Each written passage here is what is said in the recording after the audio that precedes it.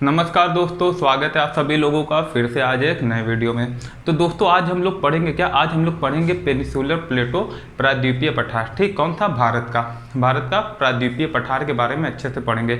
इसके पहले हम लोग क्या क्या पढ़ चुके हैं? इसके पहले हम लोग हिमालय के बारे में पढ़ चुके हैं, भारत के आकार और स्थिति पढ़ चुके हैं जो कि हम लोगों ने पहले चैप्टर में पढ़ा था। फिर दूसरा चैप्टर क्या था आपका? फिजिकल फीचर्स ऑफ इंडिया, जो कि अभी चल रहा है। फिजिकल फीचर्स ऑफ इंडिया में हम लोगों ने क्या क्या पढ़ा? हम लोगों ने हिमालय के बारे में पढ़ा कि कैसे हिमालय को दो आधार पर बांटा गया है। एक कौन कौन से आधार थे? एक तो था हम लोगों ने हिमालय के तीनों श्रेणी के बारे में बात की, मतलब कि हिमालय के जो तीनों पार्ट हैं। एक कौन सा पार्ट था? जो पहला पार्ट था वो था ग्रेट हिमालय, मतलब कि हिमाद्री हिमालय, या जिसको आंतरिक हिमालय या इनर हिमालय कहते थे। दूसरा वाला पार्ट क्या था? लेसर हिमालय, निम्न हिमालय, या जिसको हम लोग हिमाचल हिमालय कहते थे। और जो थर्ड पार्ट था वो भी हम लोगों ने पढ़ा था, क्या? शिवालिक हिमालय के बारे में। लेकिन जो ट्रांस हिमालय है उसे हम लोगों ने नहीं पढ़ा था, क्योंकि 9th के एनसीईआरटी में अभी उसकी बात नहीं की गई है। उसका हम लोग पढ़ेंगे कब? उसको हम लोग पढ़ेंगे फर्स्ट ईयर में। ठीक, इतना आप लोगों को अच्छे से समझ में आ गया होगा। और हालांकि एक और भी चोटी थी, लंबी चोटी, मतलब कि जो ऊंची चोटी है माउंट एवरेस्ट के बाद, वो कौन सी थी हम लोगों ने पढ़ी थी? वो जो K2 ऑस्टिन। ठीक, K2 के बारे में, K2 जो चोटी है उसके बारे में हम लोगों ने नहीं पढ़ा था। अगर वो आ जाए कि जो गाडविन ऑस्टिन K2 है जो चोटी, वो किस हिमालय का पार्ट है, तो वो किसका पार्ट है? वो पार्ट है ट्रांस हिमालय का। ठीक, तो याद रखना, इसलिए बता दिया कि अगर मान लीजिए कोई एग्जाम होता है उसमें आप लोगों को याद रहे। फिर हम लोगों ने क्या पढ़ा? फिर हम लोगों ने दोस्तों पढ़ा नदियों के, मतलब कि उत्तरी मैदान, नदर्न प्लेन के बारे में। कैसे हिमालय से निकल के नदियों ने नदर्न प्लेन बनाया, क्योंकि हम लोगों ने पहले पढ़ा था ना, कल ही हम लोगों ने आपको बताया था हमने कि जो हमारा भारत है, भारत वो किसका पार्ट था? गोंडवाना लैंड का। वहाँ से वो अलग हुआ और धीरे धीरे नॉर्थ ईस्ट दिशा में चलता गया और किससे टकरा गया जाके एक भारी प्लेट, यूरेशियन प्लेट से। वहाँ फिर क्या हुआ? जो बीच में अवसाद भरे थे उसके टेथिस सागर में, जो उनके बीच में, दोनों के बीच में एक टेथिस सागर था, वो जो अवसाद थे वो ऊपर की तरफ उठ गए। वही बन गया क्या? वही बन गया हिमालय पर्वत। फिर जो यहाँ पर द्रोणी बन गई थी, हिमालय पर्वत किस साइड? ऊबड़ खाबड़ जमीन थी, उसको नदियों ने भर दिया अपने साथ, जो अवसाद लाती थी। और जो प्रायद्वीपीय पठार, और ये नदियाँ कहाँ से निकलती थी? हिमालय से। और जो हमारा ये पेनिसुलर प्लेटो है, प्रायद्वीपीय भारत का पठार है, ठीक, प्रायद्वीपीय भारत जो है यहाँ से निकलती थी। उन्होंने क्या किया? सबको भर दिया। तो अब देखिए, अब हम लोग बात करेंगे किसकी? इतना तो ब्रीफ इंट्रोडक्शन मतलब कि हो गया जो हम लोग ने पढ़ा था। अब जो है, अब हम लोग पढ़ेंगे प्रायद्वीपीय पठार के बारे में, द पेनिनसुलर प्लेटो के बारे में। इसको बहुत अच्छे से पढ़ेंगे। सबसे पहले तो अब देखिए, एक नाम आया है पेनिसुलर प्लेटो, प्रायद्वीपीय पठार, है ना। तो पहले तो हम लोग ये समझ लेते हैं कि पेनिसुलर कहते किसको हैं, या प्रायद्वीपीय किसे कहते हैं। प्रायद्वीपीय भारत से मतलब क्या है? तो याद रखना, ऐसी कोई भी स्थल कृति या ऐसी कोई भी चीज़ जो तीन तरफ से, मतलब ऐसा कोई सा भी लैंड जो तीन तरफ से किससे घिरा हो? पानी से। किससे घिरा हो? पानी से, तीनों तरफ से। उसी को हम लोग क्या कहते हैं? प्रायद्वीपीय कहते हैं। पेनिसुलर प्लेटो का मतलब कि प्रायद्वीपीय नाम दिया जाता है, या पेनिसुलर, उसको हम लोग कहते हैं प्रायद्वीप। क्या कहते हैं? प्रायद्वीप या पेनिसुलर कहते हैं। ठीक, अगर तीनों, और जो चारों तरफ से घिरा होता है उसको हम लोग द्वीप कहते हैं। ठीक, उसको हम लोग क्या कहते हैं? द्वीप कहते हैं। तो इतना आप लोग अच्छे से समझ गए होंगे। अब देखिए, हमारा जो भारत है वो कहाँ कहाँ से घिरा है? यहाँ से घिरा किससे? बे ऑफ बंगाल से, बंगाल की खाड़ी से, हम लोगों को पता है, हम लोगों ने पढ़ लिया था। और इधर किससे है? अरेबियन सी से, अरब सागर है इधर। ठीक, और नीचे क्या है? नीचे हमारा इंडियन ओशन, जिसको हम लोग कहते हैं हिंद महासागर। इसलिए भारत को कहा जाता है प्रायद्वीपीय भारत। कौन है? प्रायद्वीपीय। और इसीलिए जो ये पठार है जिसको हम लोगों को आज पढ़ना है, प्रायद्वीपीय पठार, द पेनिसुलर प्लेटो, उसको क्या कहा जाता है? प्रायद्वीपीय पठार। क्योंकि ये जो पठार है वो तीनों तरफ से, मतलब कि तीनों तरफ से कहाँ किससे घिरा है? ऊपर वाला भाग तो चलो थल सीमा से लगा हुआ है, लेकिन ये जो नीचे वाला भाग है वो घिरा हुआ है किससे? वो घिरा हुआ है पानी से। इसलिए जब हम लोग प्रायद्वीपीय भारत की बात करते हैं तो हम लोग इसी हिस्से की बात करते हैं। जब हम लोग पेनिसुलर इंडिया की बात करते हैं, पेनिसुलर, तो हम लोग इसी हिस्से की बात करते हैं। अब इसके बारे में हम लोग अच्छे से पढ़ेंगे। सबसे पहले हम लोग देख लेते हैं कि एनसीईआरटी में क्या कहा गया है। एनसीईआरटी में कहा गया है दोस्तों, the peninsular Plato is a table land, मतलब ये एक मेज के आकृति का पठार है। ठीक, ये जो पठार है पेनिनसुलर प्लेटो एक मेज की आकृति की तरह है। मेज की आकृति मतलब एकदम सपाट है। क्या है? सपाट है। एक मिनट पानी पी लीजिए। ठीक दोस्तों, तो हम लोग क्या पढ़े थे ठीक इसके बारे में। तो the peninsular Plato is a table land, मतलब कि कहने का मतलब है कि जो पेनिनसुलर प्लेटो है हमारा प्रायद्वीपीय भारत का पठार है, प्रायद्वीपीय जो पठार है वो कैसा है, वो सपाट है मेज की तरह, मतलब उसकी आकृति कैसी है, वो एक मेज की भांति है। वही यहाँ कहा गया है the peninsular Plato is a table land, ठीक एक टेबल की तरह है। अब जो सेकंड पॉइंट है वो कह रहा है it is a part of the oldest land mass. हम लोगों ने पढ़ा था कैसे जो हमारा इंडिया है भारत, इसका जो प्रायद्वीपीय भाग है, हमारा जो इंडियन मतलब जो इंडियन प्लेट है वो किसका हिस्सा है, वो है गोंडवाना भूमि का। अब गोंडवाना लैंड जो है, अब देखिए पूरा भारत नहीं हिस्सा, हम लोगों ने क्या पढ़ा था, ये जो इतना हिस्सा है वो कैसा है, वो है गोंडवाना लैंड का। लेकिन जो ऊपर जो हिमालय बना है और उत्तरी भारत का जो मैदान बना है, उत्तर भारत का जो मैदान है पूरा नदर्न प्लेन है, वो बाद में बना है, किसके द्वारा, नदियों द्वारा बनाया गया है। और जो वो जो पहाड़ है वो अवसाद उठ के बने, क्या बने, अवसाद उठे, मतलब कि टक्कर से बना है, किसकी टक्कर से, हिमालय की वो यूरेशियन प्लेट और अपने भारत के अपने जो इंडियन प्लेट उसके टक्कर से। तो वो हिमालय और जो नदर्न प्लेन है वो तो बाद में बना है, ठीक, हालांकि उसको भी बहुत काफ़ी समय हो गया, ठीक, लेकिन इसके मुकाबले ये तो एक मतलब कि पृथ्वी का एक हिसाब से भाग है, ठीक, मतलब बहुत पुराना भाग है। वही यहाँ कहा गया it is a part of the oldest land mass. देखिए यहाँ पर जल्दी से क्योंकि रिवीजन कर लेते हैं जिसमें आप लोगों को कोई दिक्कत ना हो। हम लोगों ने पढ़ा था ये हमारी पृथ्वी थी, पहले जो सारे महाद्वीप थे एक ही जगह थे, ठीक, जिसको हम लोग पेंजिया कहते थे। फिर ये दो भाग में टूटा, ऊपर वाला भाग बन गया क्या, लरेशिया, जिसको हम लोग अंगारा लैंड भी कहते हैं, और जो नीचे वाला भाग है वो बन गया क्या, वो बन गया हमारा गोंडवाना लैंड। फिर जो गोंडवाना लैंड का इधर का इतना सा हिस्सा टूटा और यहाँ क्या बन गया, ये इतना सा थोड़ा सा भाग निकल गया किसके रूप में, ऑस्ट्रेलिया के रूप में। और जो थोड़ा भाग था वो बन गया ऊपर किसके इंडियन प्लेट के रूप में। अब बताइए ये जो भाग था ऐसे से जा रहा था, ठीक, अब ये भाग जैसे टूटा, ये वाला जो भाग था ये इधर कहीं पर था, ठीक, जैसे मान लीजिए ये हम बना रहे हैं, ये जो यूरेशियन प्लेट वाला भाग था वो कहीं ऐसे था, ठीक, वो इस तरह से था, इस तरह से था, ठीक। और जो हमारा भाग था इंडिया वाला वो इधर था, मकर रेखा के पास, ट्रॉपिक ऑफ कैप्रिकॉर्न के पास। फिर वो यहाँ से मुड़ता यहाँ पर टकराया, जाके जब ये यहाँ से टकराया, ये देखिए अपनी जो दिशा चेंज करता रहा, पहले ऐसे था, फिर ऐसे हुआ, फिर ऐसे हुआ, फिर डायरेक्ट जो है इसका जो नीचे वाला मुंह है प्रायद्वीपीय वाला वो दक्षिण दिशा में हो गया। फिर जब ये टकराया तो ये वाला जो भाग है प्रायद्वीपीय भाग, ये तो देखिए कब से चलता रहा, और लेकिन जो ऊपर वाला भाग है वो बाद में जब टकरा के हिमालय बना, फिर वहाँ से नदियाँ निकली, जो कि हम लोगों ने कल बात की थी, नदर्न प्लेन बना। कैसे नदर्न प्लेन बना, उत्तर भारत का मैदान। तो वो जो है वो सब चीज़ें नहीं है, लेकिन जो प्रायद्वीपीय भाग है वो बहुत पुराना है, आप लोग आशा करते समझ गए होंगे इतनी देर में, ठीक, वो जो है वो काफ़ी पुराना है। तो वही ये कह रहा है it is a part of oldest land mass, मतलब कि बहुत पुरानी भूमि का पार्ट है ये, ठीक, बहुत पुरानी भूमि का। तो इतनी चीज़ें क्लियर हो गई होंगी। अब जो नेक्स्ट लाइन कह रहा है वो कह रहा है it is formed due to the breaking and drifting of the Gondwana land, जो कि हम लोगों ने पढ़ा ये कैसे बना है, गोंडवाना लैंड के टूटने से, अभी हम लोगों ने बात कर ली, और फिर अपवा भी हुआ। अब जो नेक्स्ट पार्ट है वो कह रहा है कि composed of the old crystalline igneous and metamorphic rocks. इसका मतलब है ये जो है ये कैसे, ये जो प्रायद्वीपीय पठार है धीरे धीरे, और इसमें क्या क्या चीज़ें हुई, तो जो ये भैया जब ये यहाँ से निकला, यहाँ से, हालांकि पहले भी ज्वालामुखी गतिविधियां हो रही होंगी, लेकिन जब ये चलता गया लगभग ये सब चीज़ें 7 करोड़ साल लग गए, कितने 7 करोड़ साल, जो बहुत पीरियड होता है। तो इसमें क्या हुआ, ज्वालामुखी विस्फोट हुआ। ज्वालामुखी जब विस्फोट हुआ तो यहाँ से क्या निकला, लावा निकला। क्या निकला, लावा निकला। अब देखिए लावा दो प्रकार के होते हैं, एक होता है एसिडिक लावा, एक होता है बेसाल्टिक लावा। तो पहले हम लोग समझ लेते हैं। देखिए आप पहले अच्छा इसका स्क्रीनशॉट ले लीजिए इतने का, फिर हम लोग आगे बात करते हैं।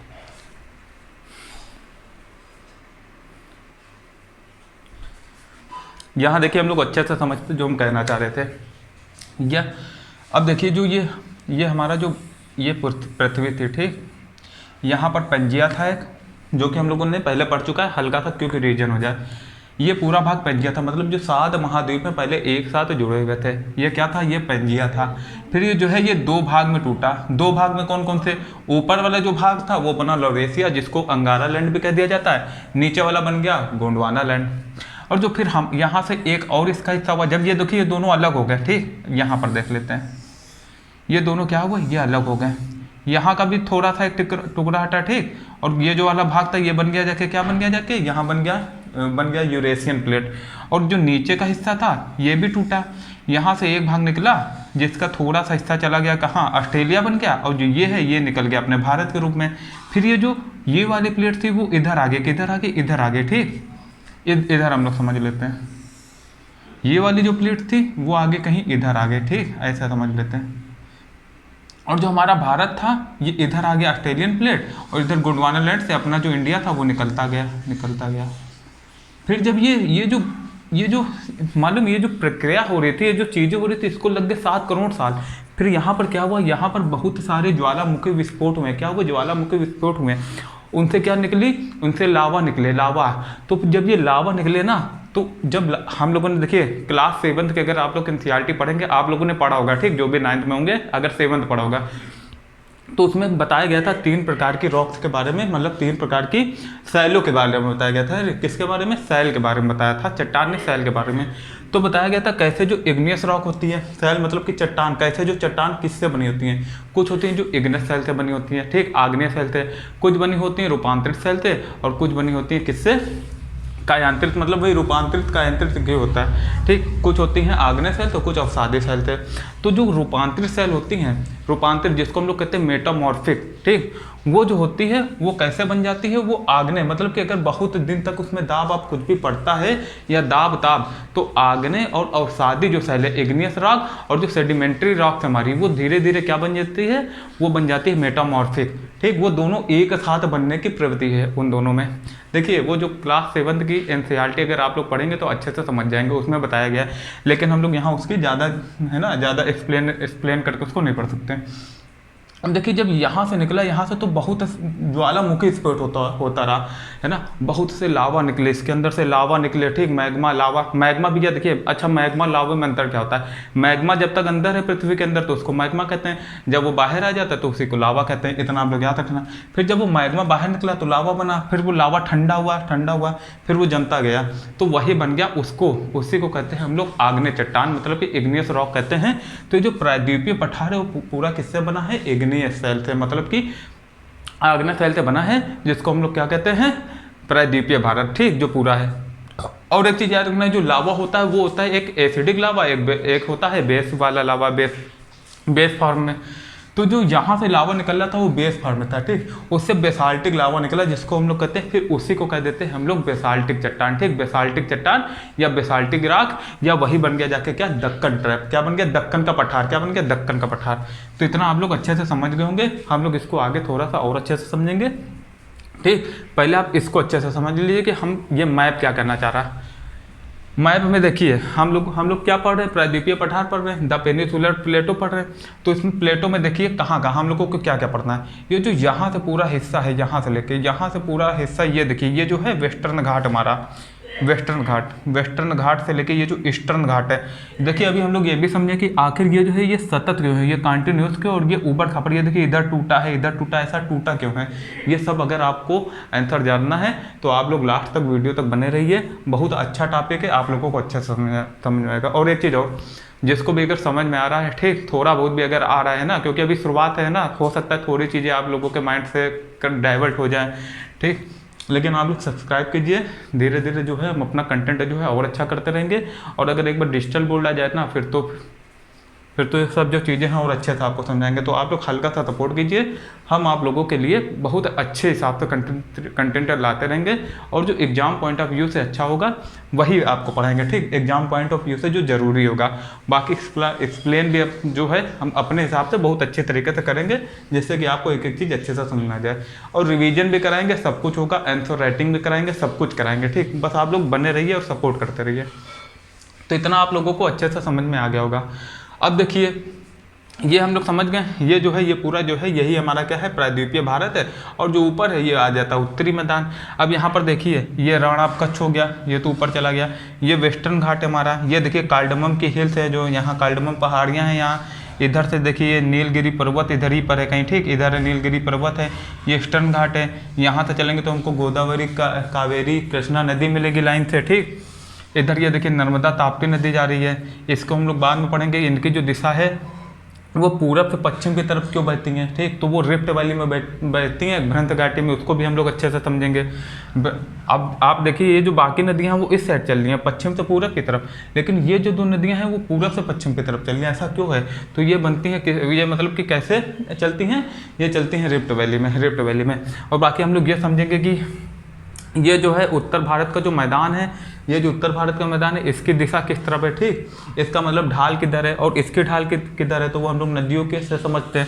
जैसे देखिए नदियां जो हैं ये पूरब की तरफ जा रही है, पूरब की तरफ, तो हम लोग ये कह सकते हैं जो प्रायद्वीपीय भारत है उसका ढाल किधर है, वो वेस्ट टू ईस्ट है, किधर, वेस्ट टू ईस्ट है। अब इधर की जो नदियाँ हैं आप लोग देखेंगे, चलिए हम लोग आगे पढ़ते हैं, ठीक, आगे एक अलग से थोड़ा सा ज़्यादा पार्ट इसका बना के बड़ा सा तब समझेंगे, तब तक आप लोग इसको समझ गए होंगे, ठीक। एक बार फिर से देख लीजिए अच्छे से।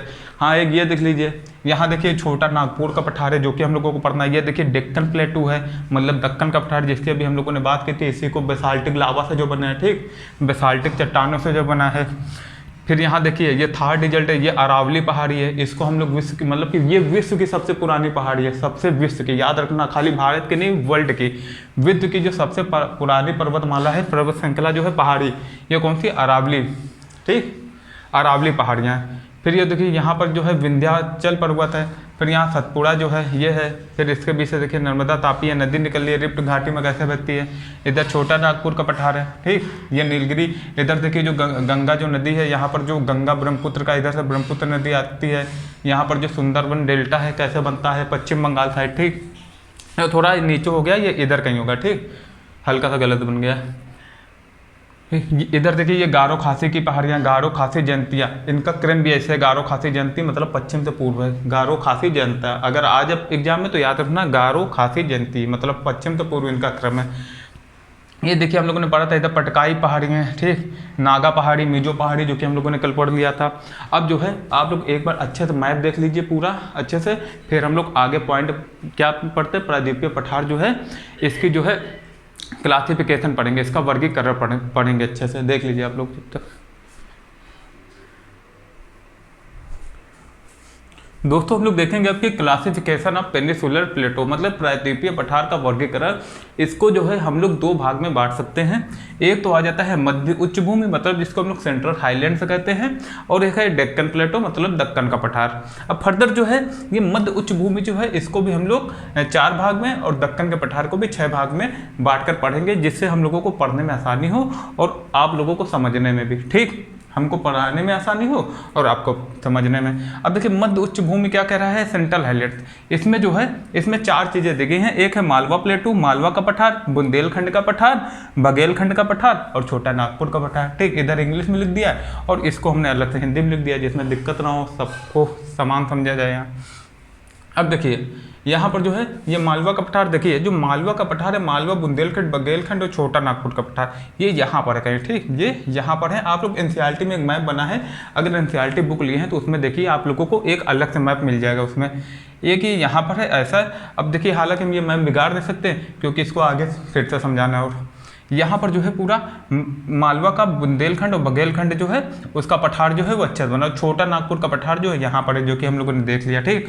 और ये जो है यही जो है ये पूरा क्या आता है, मध्य उच्च भूमि आता है। फिर हम लोग देखेंगे दक्कन का पठार, मतलब कि डेक्कन प्लेटू।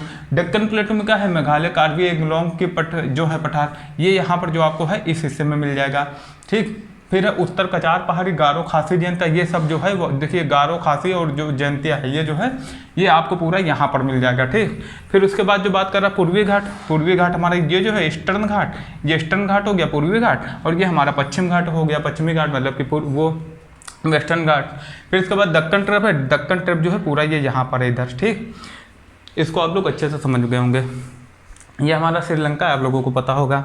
ये जो है ये कार्डमम की हिल्स है, ठीक। अब इधर से देखिए जो ये नदी निकल रही है नर्मदा तापी, इसके बारे में देखिए एनसीईआरटी ने क्या कहा है, पहले इसको हम लोग अच्छे से लिख लेते हैं, ठीक। अब आप लोग जो है क्या इसका स्क्रीनशॉट ले लीजिए जी, ठीक, जिससे कि आपको ये पता रहे कि हम लोगों को पढ़ना क्या है आगे।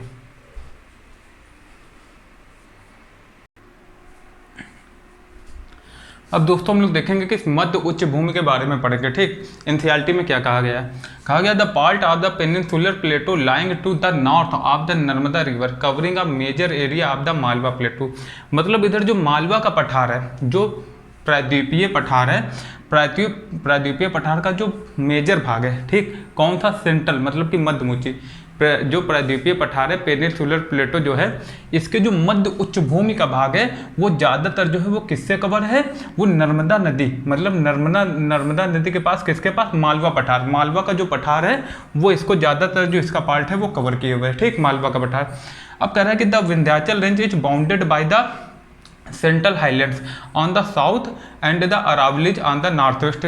देखिए ये जो है ये विंध्याचल रेंज जो है, central highlands on the south and the Aravallis on the north west, मतलब कि उत्तर पश्चिम की तरफ देखिए कौन है, उत्तर पश्चिम की तरफ कौन है, अरावली पर्वत श्रृंखला, और जो नीचे की तरफ कौन है, विंध्याचल, मतलब कि दोनों तरफ से जो है वो घिरा हुआ है, क्या, हमारा जो मध्य उच्च भूमि है उसकी बात कर रहा है। फिर जो नेक्स्ट लाइन वो कह रहा है the flow of the rivers draining this region namely the Chambal, the Sindh, the Betwa and Ken is from south west to north waste.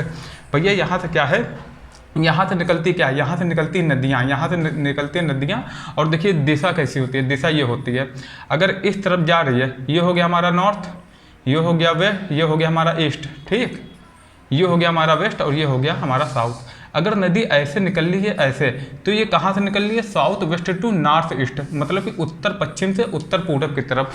तो अगर पूछ दे कि मध्य उच्च भूमि का ढाल किधर है, सेंट्रल हाईलैंड का ढाल किधर है, तो दोस्तों आप लोग बता सकते हैं अच्छे से कि किधर है, वो नॉर्थ ईस्ट, मतलब कि साउथ वेस्ट से दक्षिण पश्चिम से किधर है, नॉर्थ ईस्ट, उत्तर पूर्व की तरफ, क्योंकि जो नदियाँ हैं चंबल, केन, बेतवा, ये ऐसे ही निकलती हैं, ठीक, इधर से इधर की तरफ। इतना हम लोगों को समझ में आ गया होगा। अब देखिए नेक्स्ट लाइन क्या कह रहा है, नेक्स्ट लाइन कह रहा है दस इंडिकेटिंग द स्लोप, ये क्या करती हैं, ये इंडिकेट करती है स्लोप को, स्लोप मतलब ढाल, ये बताती हैं कि इसका ढाल किधर है। जैसे कि हम लोग इधर ढाल देखेंगे, इधर जो नदियां हैं वो पूरब की तरफ बह रही हैं, किस तरफ बह रही हैं, पूरब की तरफ, उत्तर भारत की जो नदियां हैं वो पूरब की तरफ बह रही हैं, तो उसको हम लोग कहते हैं कि उसका ढाल जो है वो पूरब की तरफ है, मतलब कि ईस्ट की तरफ। अब जो नेक्स्ट लाइन वो कह रहा था central highlands are wider in the west, ये देख लीजिए यहाँ अरावली से लेकर कहाँ तक है, यहाँ तक पूरा, मतलब कि देखिए इधर जो है वो चौड़ा है, वाइडर है, पश्चिम मतलब कि वेस्ट साइड, और पूरब में देख लीजिए ये छोटा हो गया, ठीक, पूरब में ये संकीर्ण हो गया है, छोटा मतलब कि संकीर्ण हो गया, कम चौड़ा है, नैरो हो गया है। फिर नेक्स्ट लाइन कह रहा है the eastward extension of this plateau are locally known as the Bundel and Baghel, और जो इधर जो ईस्ट वर्ल्ड है मतलब कि जो पूरब की ओर जो इसका वो है क्या विस्तार जो है उसको हम लोग बुंदेलखंड और बघेलखंड के नाम से जानते हैं, लेकिन जो अगर थोड़ा और आगे बढ़ जाए, ठीक, उसका और जो तो वो है उसको हम लोग छोटा नागपुर के पठार के नाम से जानते हैं, ठीक। इतना आप लोगों को समझ में आ गया। अब इसको हम लोग अलग से रफली समझ लेते हैं, ठीक, इतना आप लोग पहले नोट कर लीजिए। अब दोस्तों हम लोग इसको थोड़ा सा रफली समझ लेते हैं, ठीक। इधर जो है वो हमारी क्या है, ये देखिए हमारी अरावली पर्वत श्रेणी है, कौन सी है, अरावली पर्वत श्रेणी, ठीक। और नीचे क्या है, नीचे हमारा विंध्याचल पर्वत है, ठीक, क्या है ये, विंध्याचल पर्वत है। अब इधर जो है यहीं पर क्या है, ये हमारा मालवा का पठार है, क्या है, मालवा का पठार। इधर जो है, अब इधर क्या है, इधर है, ठीक, इधर जो है इधर बुंदेलखंड का पठार है, ठीक, बुंदेलखंड का, और नीचे कौन सा है, बघेलखंड का, ठीक।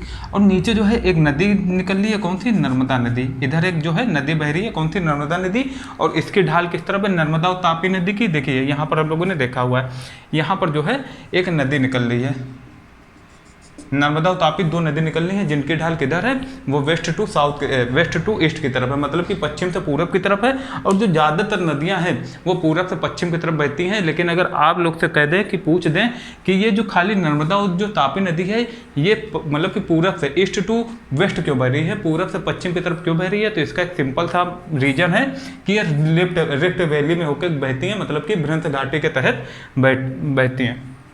अब देखिए जो नेक्स्ट लाइन हमारा क्या कह रहा है, अब ये हो गया मालवा का पठार, ये हो गया बुंदेलखंड का पठार, ये हो गया बघेलखंड का पठार। अब जो ये विंध्याचल पर्वत है यहाँ से निकलती हैं नदियाँ, जैसे केन, बेतवा, ठीक, ये सब जो नदी है यहाँ से निकलती हैं। अब ये जो नदी है मालूम किधर बैठती हैं, ये नीचे से, मतलब कि इनकी डायरेक्शन ऐसे है।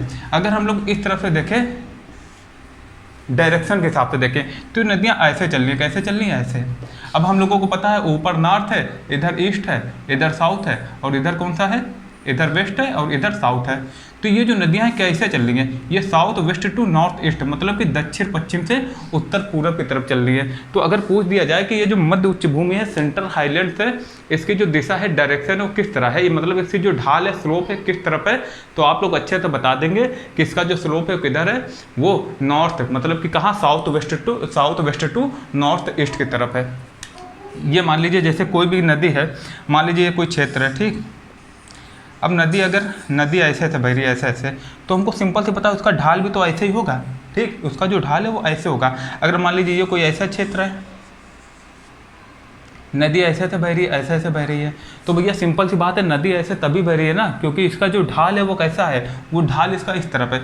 किधर है, उसका ढाल है तुम्हारा नॉर्थ ईस्ट से साउथ वेस्ट की तरफ है। तो ढाल ये बता देता है स्लोप कि, मतलब कि नदी की जो दिशा है, डायरेक्शन है, वो बता देती है कि भूमि की ढाल किधर है, भूमि का ढाल किधर है। जब हम लोग प्रायद्वीपीय भारत में और नीचे पढ़ेंगे तो वहाँ हम लोग देखेंगे कि जो नदी है वो पूर्व से पश्चिम की तरफ जा रही है। अब हम लोग देखिए आगे कल ये देखेंगे, ये जो वेस्टर्न घाट है हमारा, वो इतना सतत क्यों है, कंटिन्यूस क्यों है और इतना ऊंचा क्यों है, जबकि जो हमारा ये ईस्टर्न घाट है ये चौड़ा तो बहुत है, ये भी पढ़ेंगे ये चौड़ा क्यों है।